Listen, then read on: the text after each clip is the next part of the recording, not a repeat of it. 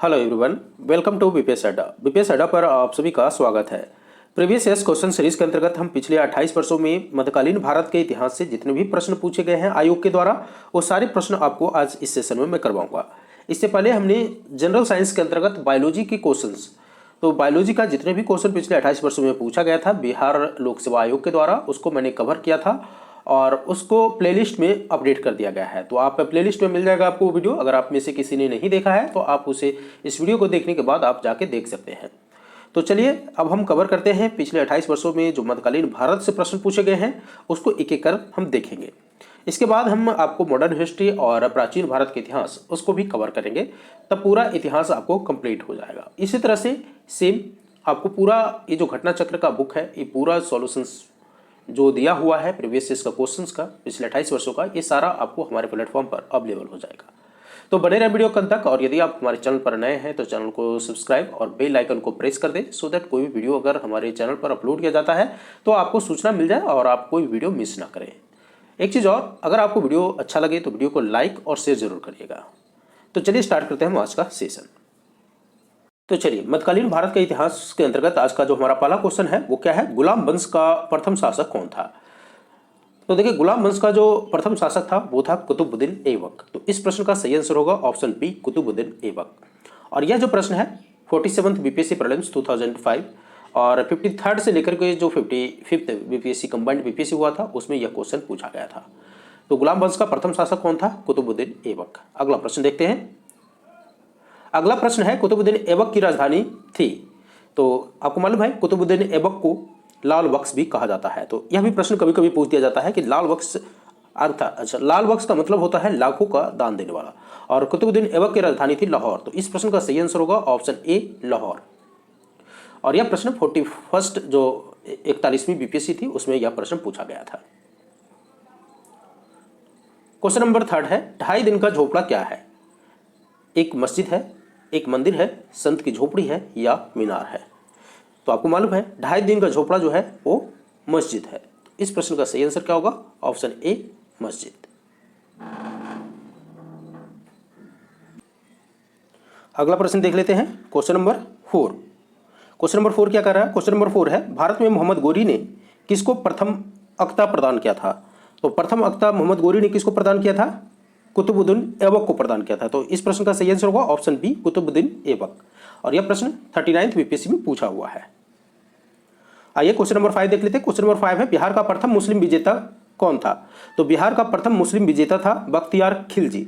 और बख्तियार खिलजी की अगर हम बात करें तो जैसा कि आपको मालूम है कि मोहम्मद गोरी के एक साधारण दास इख्तियारुद्दीन मोहम्मद बिन बख्तियार खिलजी था, जिसने 1193 से लेकर 1202 ईस्वी के मध्य बिहार की विजय की तथा नालंदा एवं विक्रमशिला जो था, विक्रमशिला बिहार को तहस नहस कर दिया।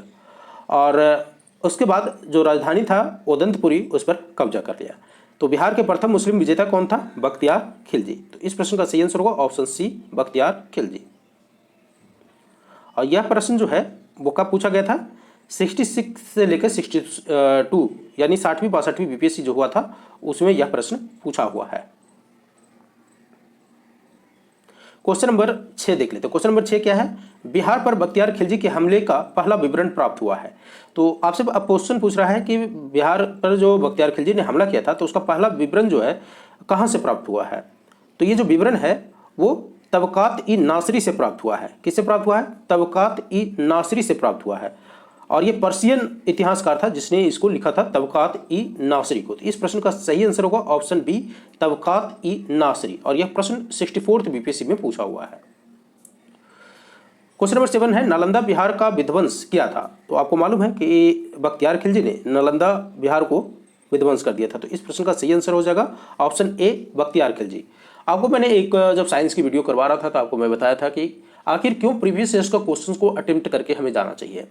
जब भी आप कोई भी एग्जाम दे रहे हो, चाहे आप 67th बीपीएससी देने वाले हों, बिहार सीडीपीओ देने वाले हों, तो प्रीवियस ईयर्स का क्वेश्चन करके जाने से क्या फ़ायदा होता है। एक तो ये फ़ायदा होता है कि कई बार क्वेश्चन हूबहू डायरेक्ट क्वेश्चन आपको पूछा जाता है, तो आपको विदाउट वेस्टिंग टाइम आप वहाँ क्वेश्चन को टिक करके सही क्वेश्चन को टिक करके आएंगे, पहली चीज़। दूसरी चीज़ क्या होता है कि एक आपको ट्रेंड मालूम पता चलता है कि कहाँ कौन से चैप्टर से क्वेश्चन पूछा जा रहा है। तीसरी चीज मैंने बताया था कि आपको डिफिकल्टी लेवल का भी पता चलता है कि कितने डिफिकल्ट क्वेश्चन पूछे जाते हैं।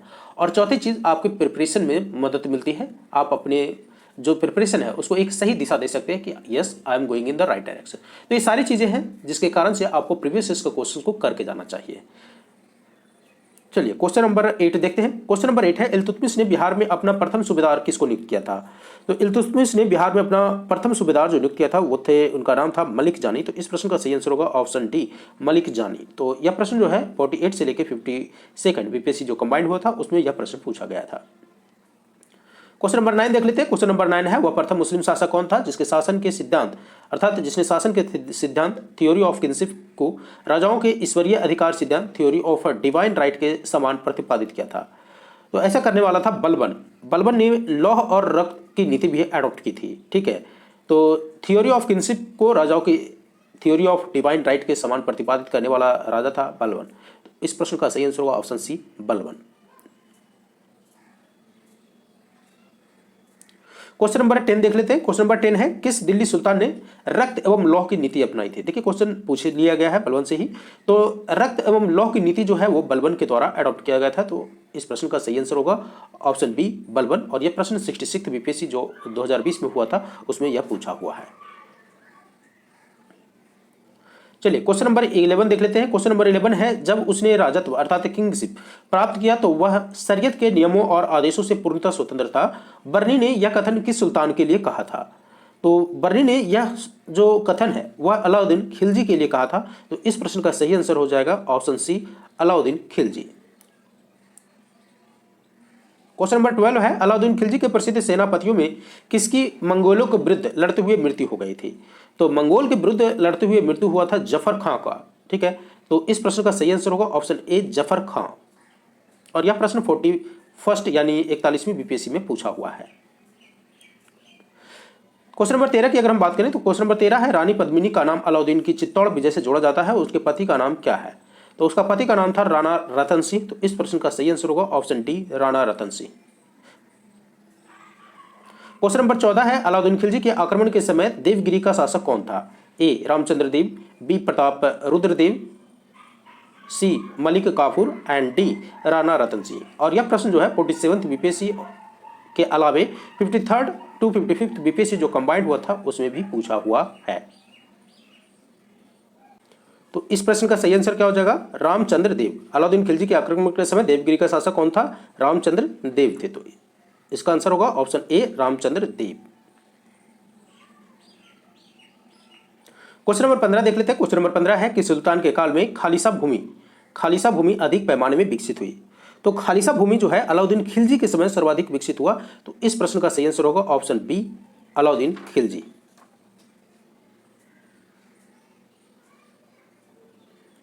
क्वेश्चन नंबर 16 है। क्वेश्चन नंबर 16 क्या कर रहा है? अलाई दरवाजा का निर्माण किस सुल्तान ने करवाया था?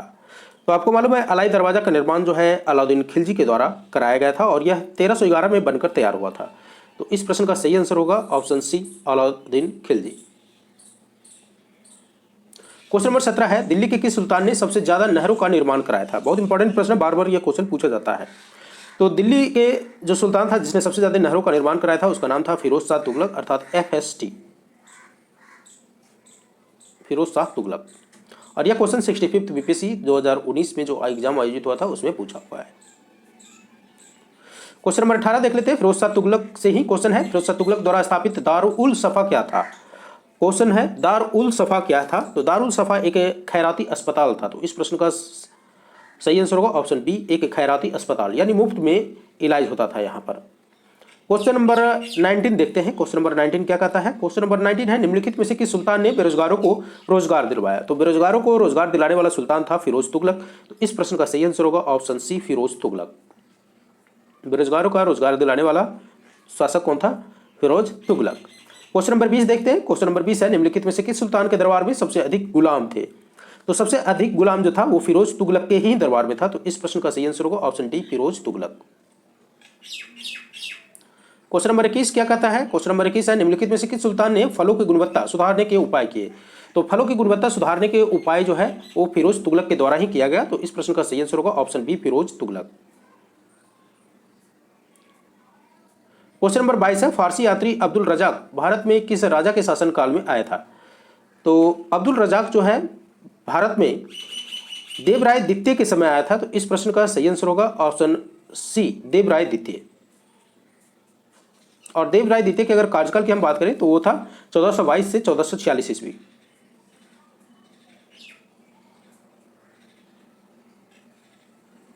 क्वेश्चन नंबर 23, तैमूर के आक्रमण के बाद भारत में किस वंश का राज स्थापित हुआ? तो तैमूर के आक्रमण 1398 ईस्वी में के बाद तुगलक शासक को कमजोर कर दिया और 1412 ईस्वी में नसरुद्दीन की मृत्यु के साथ ही तुगलक वंश का अंत हो गया।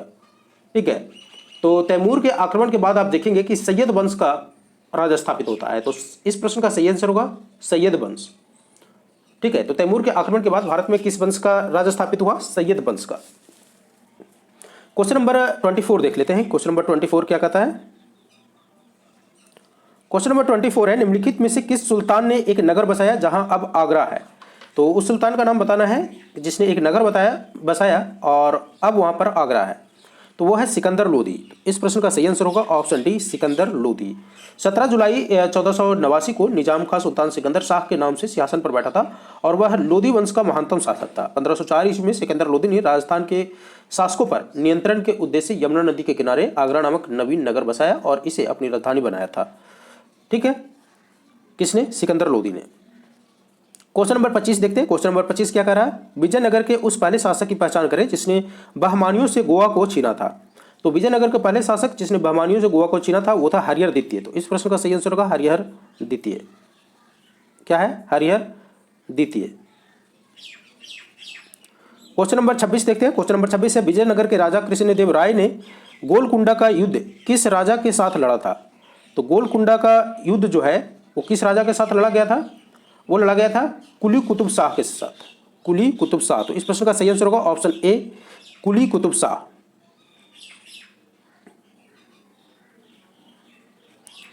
क्वेश्चन नंबर 27, विजयनगर साम्राज्य के वित्तीय व्यवस्था की मुख्य विशेषता क्या थी? तो विजयनगर साम्राज्य के जो वित्तीय व्यवस्था की मुख्य विशेषता थी वह था भू राजस्व। क्या था? भू राजस्व। तो इस प्रश्न का सही आंसर होगा ऑप्शन बी, भू राजस्व। क्वेश्चन नंबर 28 है, विजयनगर साम्राज्य का अवशेष कहाँ मिलता है? तो विजयनगर का अवशेष जो है हम्पी में मिलता है। तो इस प्रश्न का सही आंसर होगा ऑप्शन सी, हम्पी। और यह 63rd बीपीएससी में पूछा हुआ क्वेश्चन है और ये कई बार कई अन्य एग्जामों में भी क्वेश्चन पूछा हुआ है। क्वेश्चन नंबर 29 है, दीवानी अर्ज विभाग किससे संबंधित था? तो दीवानी अर्ज विभाग जो है वो रक्षा विभाग से संबंधित था। तो इस प्रश्न का सही आंसर होगा ऑप्शन सी, रक्षा विभाग। यह प्रश्न जो है 60 से लेकर 62nd बीपीएससी में पूछा हुआ प्रश्न है।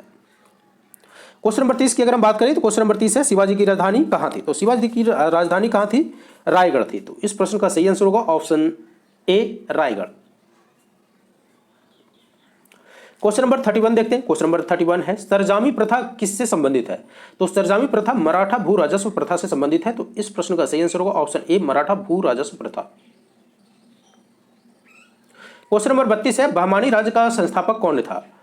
तो बहमानी राज्य का संस्थापक था अलाउद्दीन हसन। तो इस प्रश्न का सही आंसर होगा ऑप्शन ए, अलाउद्दीन हसन। और यह प्रश्न जो है 60वीं से लेकर 62वीं जो प्रीलिम्स हुआ था उसमें पूछा हुआ है। क्वेश्चन नंबर 33 है, निम्नलिखित में से कौन भूमि उत्पाद पर लगने वाला कर को इंगित करता है? तो भूमि उत्पाद पर लगने वाला कर को इंगित कौन कौन करता है यह देख लेते हैं। आपके पास ऑप्शन है वन, खराज, खुम्स, उस्र और मुक्तई। तो भूमि पर लगने वाला जो कर है वह है खराज, उस्र और मुक्तई। ठीक है, कौन कौन? खराज, उस्र और मुक्तई। इस प्रश्न का सही आंसर क्या होना चाहिए? इस प्रश्न का सही आंसर होगा ऑप्शन डी, 1, 3 और 4। यानी खराज, उस्र और मुक्तई क्या है? भूमि पर लगने वाला कर था। काफी अच्छा प्रश्न था। क्वेश्चन नंबर 34, किस सुल्तान ने जमीन में फसल की नपाई का आधा राजस्व के रूप में दावा किया था? तो किस सुल्तान ने यह दावा किया था? यह दावा किया गया था अलाउद्दीन खिलजी के द्वारा। तो इस प्रश्न का सही आंसर होगा ऑप्शन सी, अलाउद्दीन खिलजी। और यह जो प्रश्न है 64th बीपीएससी में पूछा हुआ है। क्वेश्चन नंबर 35 है, शेख बहाउद्दीन जकारिया किस संप्रदाय के थे? तो शेख बहाउद्दीन जकारिया जो थे वो सुहरावर्दी संप्रदाय से थे। ठीक है, इसका सही आंसर होगा ऑप्शन ए, सुहरावर्दी संप्रदाय। क्वेश्चन नंबर 36 है, इन शासकों में से किसने अपनी सैन्य टुकड़ियों को 200, 250 और 500 की इकाइयों में विभाजित किया? 200, 250 और 500 की इकाइयों में विभाजित किया। आपके पास ऑप्शन है, ए बहलोल लोदी, बी सिकंदर शाह, सी शेर शाह, डी इस्लाम शाह, ई उपयुक्त में से कोई नहीं या उपयुक्त में से एक से अधिक। देखिए, इस्लाम शाह शेर शाह का पुत्र था, ठीक है, और इस्लाम शाह ने पूरे उत्तर भारत में लगभग 8 वर्षों तक शासन किया और उसकी मृत्यु 1533 ईस्वी में हो गया। इस्लाम शाह ने ही अपनी सैन्य की टुकड़ियों को 50, 200, 250 और 500 की टुकड़ियों में विभाजित किया था। और इसीलिए अब इस प्रश्न का सही बताएं तो आंसर होना चाहिए था डी। लेकिन क्या है, संभवतः शेर शाह के समय में भी सैन्य विभाजित की यह प्रणाली प्रचलित थी, तो यही कारण था कि इस प्रश्न का सही आंसर आयोग के द्वारा ई किया गया। तो इस प्रश्न का सही आंसर होगा ऑप्शन ई, उपयुक्त में से एक से अधिक, राइट। क्वेश्चन नंबर 37 देखते हैं। क्वेश्चन नंबर 37 है, जवाबित का संबंध किससे था? तो जवाबित का जो संबंध है वो राज कानून से था। तो इस प्रश्न का सही आंसर है ऑप्शन ए, राज कानून। क्वेश्चन नंबर 38 है, सल्तनत काल के सिक्के टंका, ससग्नी एवं जितल किन धातुओं के थे? तो ये जो थे चांदी और तांबा का, यानी जो टंका ससग्नी जो था वो चांदी का था और जितल जो था वह तांबा का था, राइट। तो इस प्रश्न का सही आंसर क्या होगा? चांदी और तांबा। टंका ससग्नी चांदी का और जितल तांबा का। क्वेश्चन नंबर 39 देख लेते हैं। क्वेश्चन नंबर 39 है, भारत में कागज का प्रयोग कब से प्रारंभ हुआ था? और ये जो क्वेश्चन पूछा गया था तो काफ़ी विवादास्पद हुआ था। तो भारत में कागज का प्रयोग सर्वप्रथम 12वीं शताब्दी में ये हुआ था। तो इस प्रश्न का सही आंसर होगा ऑप्शन ए, 12वीं शताब्दी।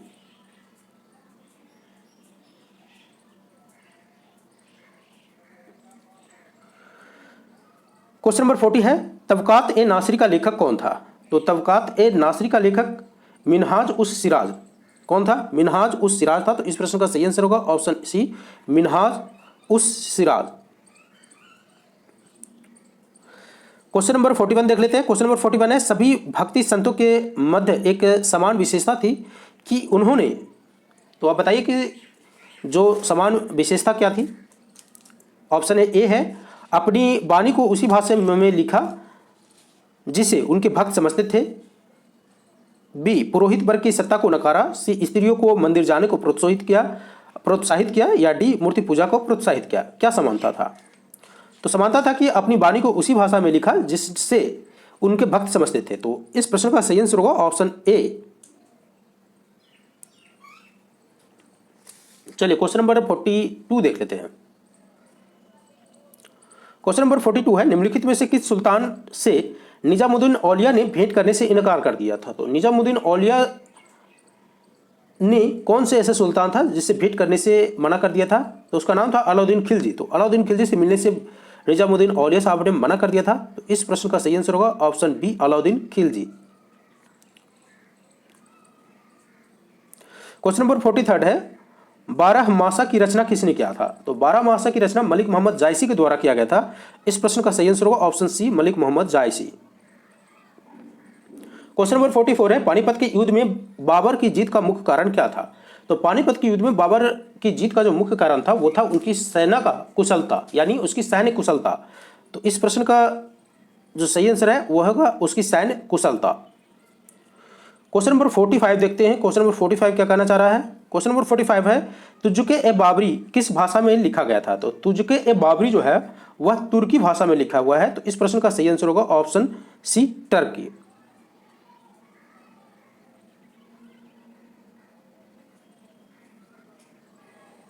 46 देख लेते हैं। क्वेश्चन नंबर 46 है, हुमायूं ने चुनार दुर्ग पर प्रथम बार आक्रमण कब किया था? तो हुमायूं ने चुनार पर प्रथम बार आक्रमण जो है 1532 ईस्वी में किया था। तो इस प्रश्न का सही आंसर होगा ऑप्शन ए, 1532। क्वेश्चन नंबर 47 है, निम्नलिखित में से किसने अपने बादशाह पति के लिए मकबरे का निर्माण करवाया था?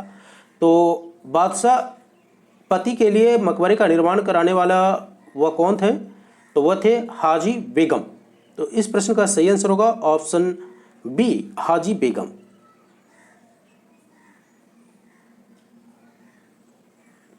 हाजी बेगम ने ही अपने पति हुमायूं के मकबरे का निर्माण दिल्ली में करवाया था 1564 ईस्वी में। ठीक है। क्वेश्चन नंबर 48 है, हुमायूं नामा की रचना किसके द्वारा किया गया था? तो हुमायूं नामा की रचना आपको मालूम है कि गुलबदन बेगम के द्वारा किया गया था। तो इस प्रश्न का सही आंसर होगा ऑप्शन सी, गुलबदन बेगम। और यह प्रश्न जो है 42 बीपीएससी में पूछा हुआ है। क्वेश्चन नंबर 49 भी हुमायूं से है। तो हुमायूं द्वारा लड़े गए 4 प्रमुख युद्धों की तिथि के अनुसार सही क्रम अंकित करें और युद्ध स्थलों के नाम नीचे अंकित है। तो ये 4 आपको ऑप्शन दिया हुआ है जिसमें युद्ध का स्थल है। तो अकॉर्डिंग टू ईयर्स कौन सबसे पहले हुआ, कौन बाद में हुआ, उसके अनुसार आपको सुमेलित करना है। तो अब आपको इसके लिए आपको एक जो युद्ध है उसका डेट मालूम होना चाहिए कि कब कब कौन सा युद्ध हुआ था। तो अगर हम बात करें तो हुमायूं के द्वारा 4 प्रमुख जो युद्ध था वो था देवरा, चौसा, कन्नौज और सरहिंद। ठीक है। 1531 ईस्वी में उसने गोमती के तट पर स्थित देवरा था, देवरा नामक जो युद्ध था वो अफगानियों के विरुद्ध हुआ था और उसमें अफगानों को परास्त किया था। तो 1531 सबसे पहले तो देवरा का युद्ध। उसके बाद चौसा का युद्ध आपको मालूम है 1539 ईस्वी में हुआ था हुमायूं और शेरशाह के बीच। ठीक है। तो हुमायूं को शेरशाह से पराजित होना पड़ा था इस युद्ध में। तो पहला युद्ध देवरा का युद्ध, तो देवरा का युद्ध कब हुआ था? 1531 में। 1531 देवरा, यहाँ लिख देता हूँ मैं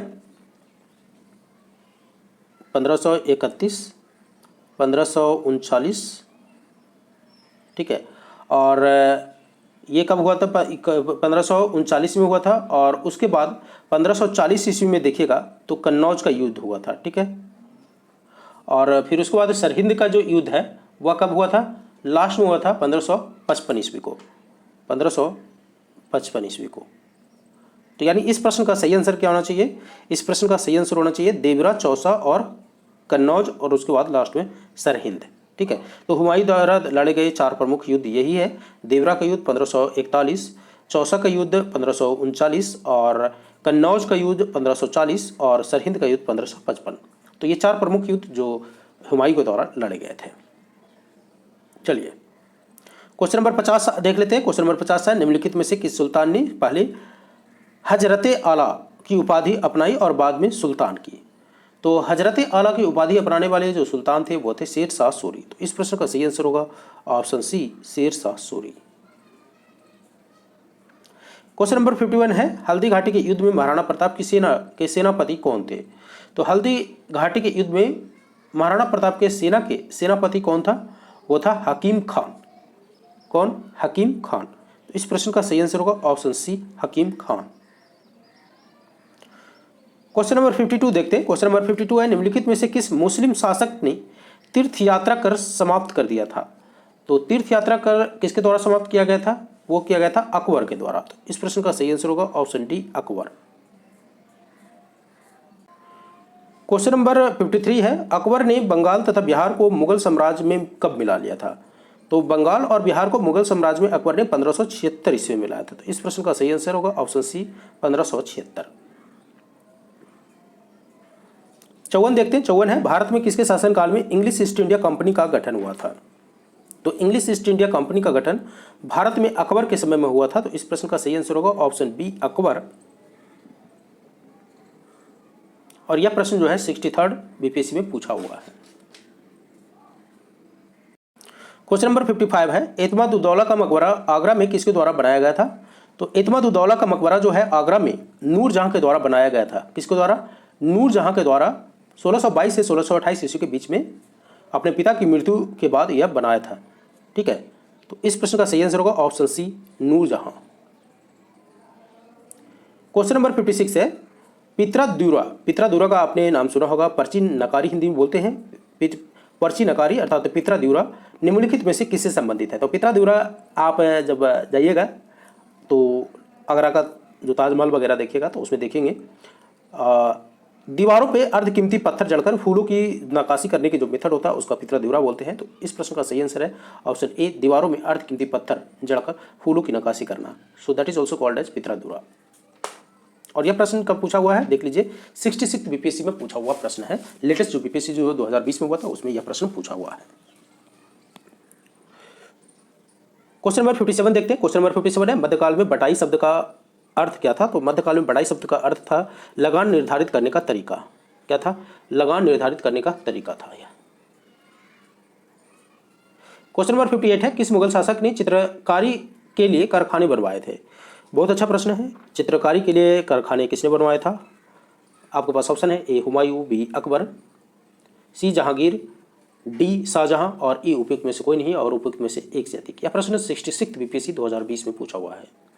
तो जो चित्रकारी के लिए कारखाना बनाने का काम था वह हुमायूं के द्वारा किया गया था। इस प्रश्न का सही आंसर होगा ऑप्शन ए हुमायूं। क्वेश्चन नंबर 59 देख लेते हैं। क्वेश्चन नंबर 59 क्या है? दास्तान ए अमीर हमजा का चित्रांकन किसके द्वारा किया गया था? तो दास्तान ए अमीर हमजा का चित्रांकन जो है, अब इसमें थोड़ा सा प्रश्न ये जो है इसका आंसर डुबियस है। डुबियस मतलब संदेहास्पद है, इसको स्टार मार्क लगा लीजिए इसका आंसर को।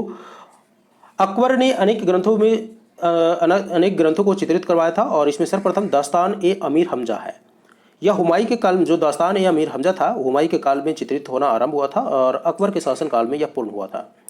बदायूनी और शाह नवाज खां के अनुसार इसे तैयार करने में लगभग 15 वर्ष लग गए थे और पहले सैयद अली तथा बाद में अब्दुस समद की देखरेख में प्राय, तो सैयद अली और अब्दुस समद ये दोनों आंसर होना चाहिए था, लेकिन ऑप्शन उस समय नहीं था। अगर वर्तमान की परिदृश्य में देखेंगे तो ऑप्शन ई होना चाहिए था, लेकिन अब उस समय चूंकि नहीं था तो दोनों में से एक आप किसी को एक अंकित कर सकते थे। ठीक है, तो दास्तान ए अमीर हमजा पहले सैयद अली और बाद में अब्दुस समद के द्वारा किया गया था। ठीक है, और उसके बाद में भी देखेंगे तो अब्दुस समद की देखरेख में ये हुआ और इसमें करीब करीब 1400 चित्र हैं। ठीक है, कितने? 1400। क्वेश्चन नंबर 60 देखते हैं। क्वेश्चन नंबर 60 क्या कहता है? क्वेश्चन नंबर 60 है, यूरोपीय चित्रकारी अर्थात यूरोपियन पेंटिंग का प्रवेश किसके दरबार में हुआ था? आपके पास ऑप्शन है, A Humayun, B Akbar, C Jahangir, D Shahjahan and E उपयुक्त में से कोई नहीं, उपयुक्त में से एक से अधिक। तो यूरोपीय पेंटिंग का प्रवेश की अगर हम बात करें तो वो अकबर के समय में हुआ था। तो इस प्रश्न का सही आंसर होगा option B Akbar.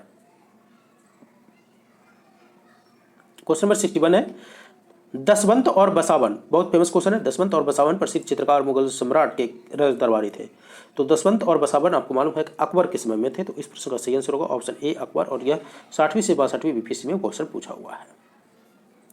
Question number 62, Mughal चित्रकला किसके नेतृत्व में अपने शीर्ष बिंदु पर थी? तो ये तो काफी फेमस क्वेश्चन है। आपको मालूम होगा कि मुगल चित्रकला जो था जहांगीर के समय अपने क्लाइमेक्स पर था। तो इस प्रश्न का सही आंसर होगा ऑप्शन ए जहांगीर। क्वेश्चन नंबर 63 है, जब्ती प्रणाली किसकी उपज थी, यानी किसकी देन थी जब्ती प्रणाली? तो जब्ती प्रणाली जो था वो अकबर का देन था। तो इस प्रश्न का सही आंसर होगा option D Akbar.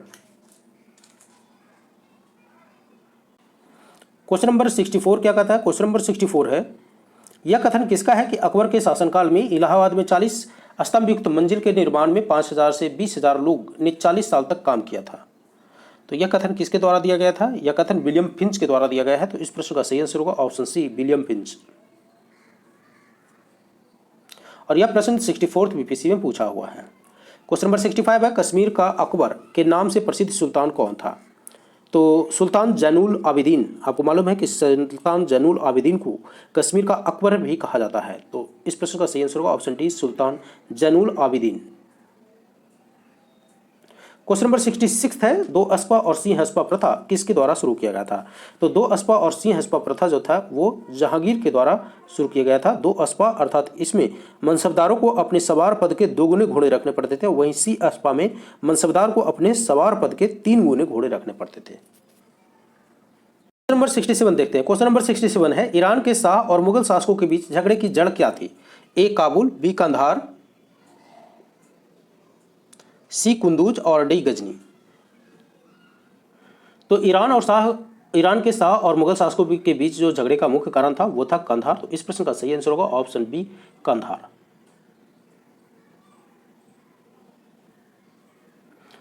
Question number 68 देख लेते हैं। क्वेश्चन नंबर 68 है, दिल्ली के लाल किले का निर्माण करवाया था? तो दिल्ली के लाल किले का निर्माण किसने करवाया था?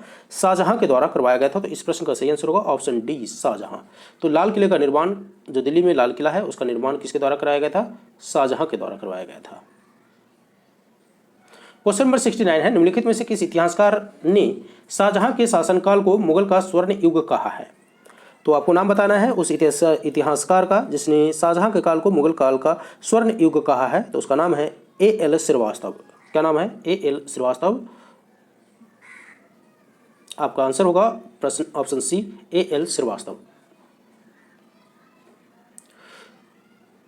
क्वेश्चन नंबर 70 है, औरंगजेब के द्वारा चलाए जिहाद का अर्थ क्या होता है? तो औरंगजेब के द्वारा जो जिहाद चलाया गया था उसका अर्थ होता है दारुल इस्लाम। क्या होता है? दारुल इस्लाम। क्वेश्चन नंबर 71 है, पटना में किस सिख गुरु का जन्म हुआ था? तो पटना में किस सिख गुरु का जन्म हुआ था? गुरु गोविंद सिंह का जन्म हुआ था, जो कि सिखों के 10वें गुरु थे। तो इस प्रश्न का सही आंसर होगा ऑप्शन डी, गुरु गोविंद सिंह, जो सिखों के 10वें गुरु थे। और इनका जन्म कब हुआ था? वो हुआ था 1666 ईस्वी में। क्वेश्चन नंबर 72 है, मुगल प्रशासन में मुहतसिब क्या था? तो मुहतसिब जो था वो लोक आचरण अधिकारी था। तो इस प्रश्न का सही आंसर होगा ऑप्शन सी, लोक आचरण अधिकारी।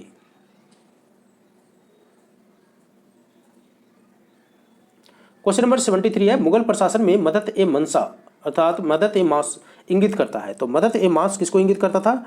मदद ए मास जो है वो विद्वानों को दी जाने वाली राजस्व मुक्त अनुदत्त भूमि था। तो इस प्रश्न का सही आंसर होगा ऑप्शन बी, विद्वानों को दी जाने वाली राजस्व मुक्त अनुदत्त भूमि।